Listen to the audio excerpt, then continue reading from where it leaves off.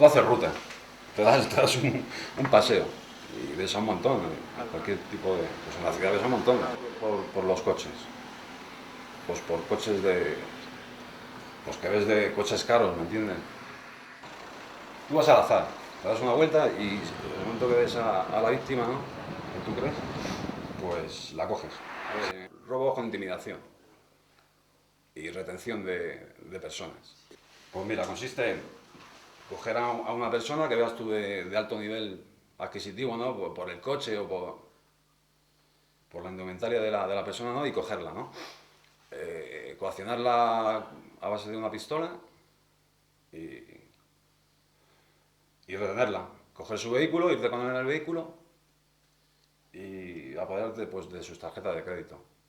A partir de ahí sacarle los números, que te proporcionen los números, ¿no? Claves, pues coaccionándole o amedrentándole y recorrer los bancos hasta que le expolias todo el dinero. Hombre, es arriesgado, está claro. Además es un delito bastante penado, pero es que volvemos a la misma. Tú haces el delito y no sopesas.